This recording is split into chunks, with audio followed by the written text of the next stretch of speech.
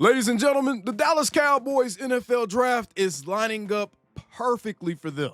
Let's get right into it as we take some information that Brian Schottenheimer gave us about exactly what he would want at that 12th overall pick, combined with some of the rumblings that started happening over the last 24 to 48 hours as it pertains to some major changes at the top of the draft that could severely impact who the Cowboys could have available to them. Then we're going to go ahead and do our first mock draft leading up to the NFL draft, showing exactly how this thing could play out for the Cowboys and exactly what choices could be available to the front office. Let's get right into this one. Be sure to subscribe, and this is going to be a fun one.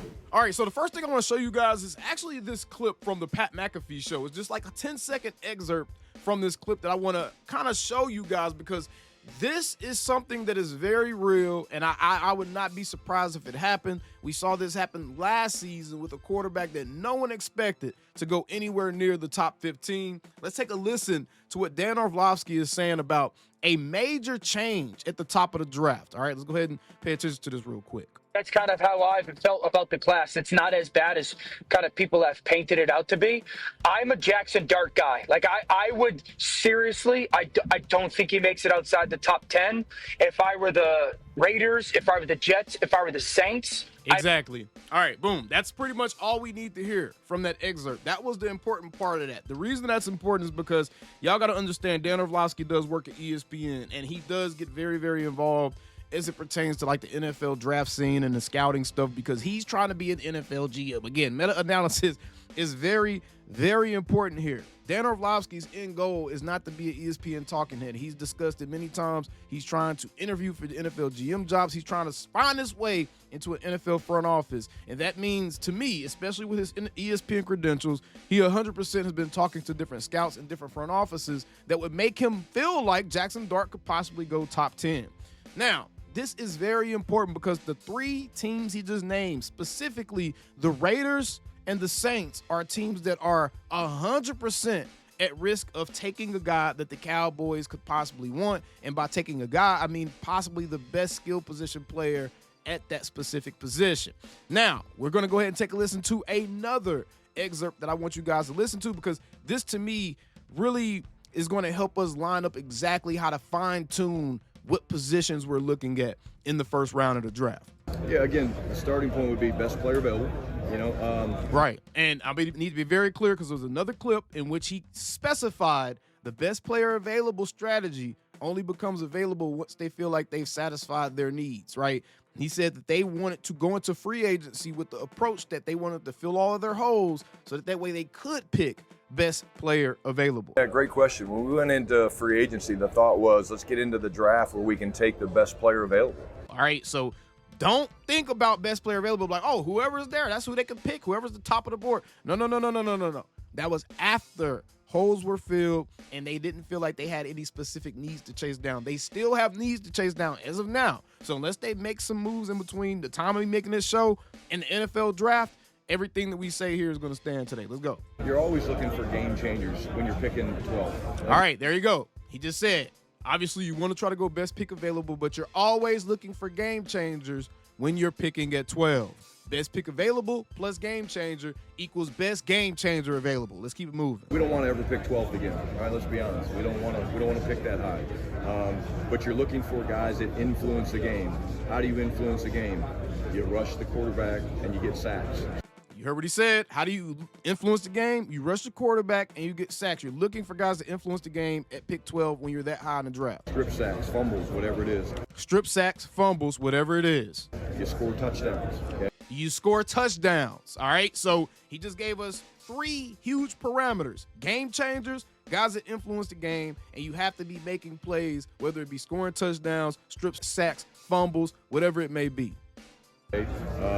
So those are usually, I look at it this way, you build it from the outside in.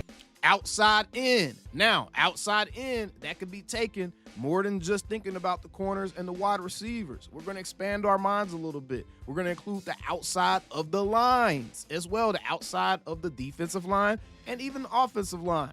But I don't think the offensive line is at play here because they have stated multiple times they like their guys, so I'm not going to entertain that foolishness. So the outside of the defensive line, that leaves defensive end, cornerback, wide receivers, what you're listening to right now at pick 12. So you got corners, receivers, they get isolated one-on-one. Pass rushers, tackles, they get isolated one-on-one. There you go. Pass rushers, tackles, corners, receivers. They get isolated one-on-one. That's where he believes you need your biggest playmakers. And then obviously the quarterback position. But usually that's the way I've looked at it, is when you're building a roster, kind of think of it from building it from outside in based on guys that get isolated a lot. Right. And that doesn't mean he's being stupid or silly. You win the game in the trenches. Hey, man, left tackle, right tackle, defensive end, all of that stuff is still the trenches, y'all. He's just saying those positions, and when you look across the league, those are the positions where you see the most premium guys, where you see the most highly touted guys, the highest paid guys are all the guys on the outside of the defense, whether it's the outside of the line or the outside on the boundary. The outside of the team, the outside in, is kind of how you want to look at this.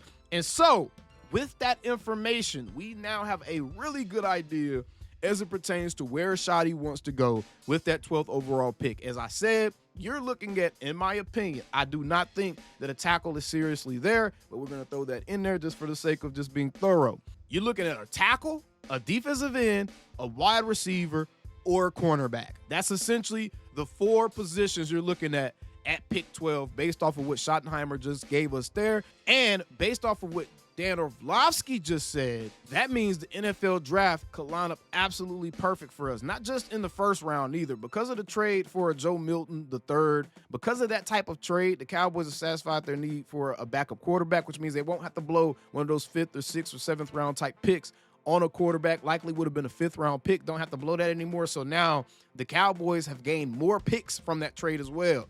Now they can package up those 7th round picks and either move up or they can use it to get another trade done. So I really, really like what they've done so far ahead of the NFL draft as far as just addressing depth, right? We still need some impact players. I still think the Cowboys, they're due for another player or two as it pertains to guys that's going to have some serious play time on the field.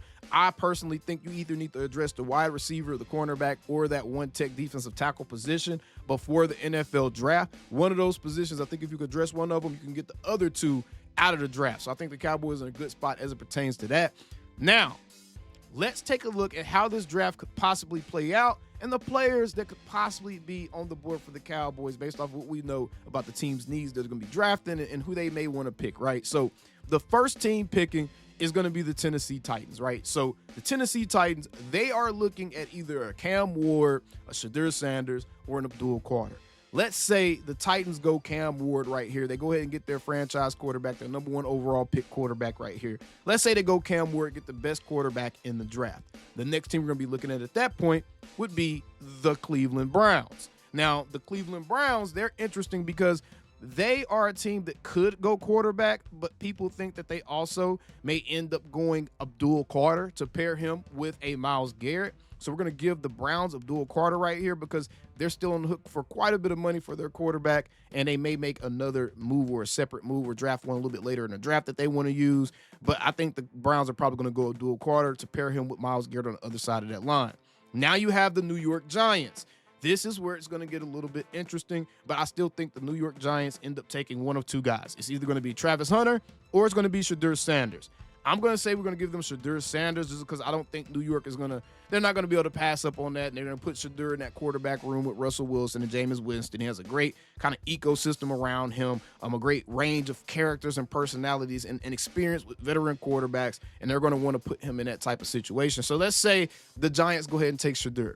Now, at this point, the Patriots are looking at Travis Hunter, and they're looking at Will Campbell. I think they're either going to go offensive line or they're going to go cornerback here. I think the Patriots take Travis Hunter. If everything stays as it is, this is without trades, is how I'm thinking this lines up right here. So I think the Patriots, they take Travis Hunter. Travis Hunter does not fall past the Patriots, in my opinion. If you want to get Travis Hunter, you're going to have to get to that number 3 or number 4 pick. I just don't see the Giants doing that kind of business without trying to bend you over the table. So I don't want to do that. Now, we got the Jacksonville Jaguars. Now, the Jaguars, going to be interesting because I think they're going to address the trenches. Both of their trenches are a little bit suspect. Offensive line, they could easily go Will Campbell here. Also see a Mason Graham being here for the Jacksonville Jaguars. I've been seeing a lot of Jaguars media talking a lot about Will Campbell and Mason Graham.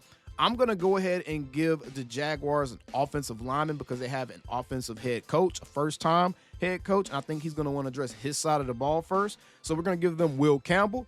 Then we have the Las Vegas Raiders. Now, I know this is going to be the first body blow for Cowboys fans. In my opinion, I think this is going to be the first body blow. But we're going to take into account what Dan Orlovsky just said, and this is one of those teams that could possibly be looking at the quarterback position. However, Pete Carroll is there. We're going to try to be realistic here. I'm not going to load the deck in our favor. We're going to try to be realistic. We're going to give the Las Vegas Raiders Ashton Genty right here because I think Pete Carroll will not be able to skip out on this guy. Then we have the New York Jets. I think the Jets want to help out Justin Fields. I think that they are going to try to build the other side of the trenches here, and they're going to try to get that offensive line a lot better than it was because remember, the offensive line was a huge part of the problem with the Jets offense the last few years. I think this is where we see an Armand Membo get taken off the board. So Armand Membo to the Jets. Now, the Panthers. The Panthers are another team that could possibly end up taking a Teteroya McMillan, but the Panthers' defensive line is terrible, and they need cornerbacks as well. So this could either be the spot where the first corner is taken off the board, or I could easily see a Mason Graham or one of those first defensive edges taken off the board. So you're looking at a Shamar Stewart, a Mike Green, a Mykel Williams, one of those type of guys, a James Pierce Jr. I could easily see any of these edges going to the Carolina Panthers. They desperately need a defensive line. I'm going to give them the best available D lineman, and I think that's going to be Mason Graham. He's still there. So let's say the Panthers take Mason Graham. Next up, we have the New Orleans Saints. This is where, if Jackson Dart gets drafted in the first round, this is how it saves the Dallas Cowboys, because instead of the Saints being one of the premium teams to look at a Teteroya McMillan, because I can absolutely see them going Teteroya McMillan here. You see their team needs include offensive guard, wide receiver, cornerback, edge, and running back. I think that they go quarterback here. Kellen Moore is there. Kellen Moore is going to want the quarterback for his team. I don't think that he's happy with Spencer Rattler. I don't think he's going to want to continue to move on with Derek Carr. I could 100% see Kellen Moore trying to get his quarterback of the future, going Jackson Dart here. So let's give Jackson Dart to the New Orleans Saints, and that will be the spot that Dan Orlovsky is talking about, that he sneaks into that top 10. Now you just have the Chicago Bears, San Francisco 49ers. The Bears don't have a needed receiver, so you're still safe right here. I think the Bears are going to go offensive lineman. This is where you see a Kelvin Banks Jr. or a Josh Simmons type taken. So we're going to give them Kelvin Banks Jr. being the best offensive lineman on the board. And then the San Francisco 49ers, same thing. They need an offensive guard and they need a defensive line. All right, they don't have either of those positions right now. So we're going to go ahead and give them, we're looking at either Tyler Booker, Donovan Jackson here. And I've been talking to some San Francisco people, so kind of have a general idea of what they may be looking at here. I could easily see them going corner here because they lost Charvarius Ward. I could see them going a linebacker right here. So if you're looking at the linebackers, looking at a Jalen Walker, I can 100% see them doing that. They just lost Dre Greenlaw based off of need and giving them the best guy available. I'm going to give the 49ers Jalen Walker out of Georgia right now. The next team is the Dallas Cowboys, and this is the last pick that we really care about, the only one we're going to do, right? So we have the Dallas Cowboys available, and what we have to our disposal is a bevy of picks. And this is why I say the NFL draft is going to line up perfectly for the Dallas Cowboys, because holy moly, take a look at this. You have Will Johnson on the board still. You have Teteroya McMillan on the board still. You have what many consider the best edge in the draft. Some people really don't like him because of the sacks number. You have Shamar Stewart, one of the better edges, and they also brought him on a 30 visit on the board still. Obviously, Matthew Golden is still there. Malachi Starks is still there. So with all of these guys on the board, Tyler Warren, the tight end out of Penn State, with all of these guys on the board, who do you realistically think, this is your time now before I make my pick, who do you think the Dallas Cowboys realistically are going to go for? The Cowboys team needs are listed as running back, edge, offensive guard, cornerback, and wide receiver. And with that being the case, I think that you cannot skip on a Teteroya McMillan here. I think this is another Micah Parsons situation. I think this is another CeeDee Lamb situation. And I think that even though I have my doubts about the type of receiver Teteroya McMillan can ultimately be in the NFL, and we'll get into that closer we get to the draft, I just don't see how you skip on what many consider the best receiver in this draft, and he would be the first receiver off the board here. And the Saints, instead of taking Jackson Dart, I can easily see them throwing in a Matthew Golden right there because Kellen Moore wants a more speedy guy, right? So this is where you take T-Mac. This is where the Cowboys get Teteroya McMillan. They address their wide receiver number 2 position. CeeDee Lamb gets opened up a lot more, won't get that double coverage. You have that monster over there on the other side of the field. So really, really like how the draft is lining up for the Cowboys, and I think it is lining up literally perfectly. Let me know what you think about all this stuff down in the comments below and how about them Cowboys. Calling me, texting me, paging me, asking me, am I still them boys? Y'all usually check on me. Listen. I'm still them boys. Hey! Woo! Hey! I'm still them boys.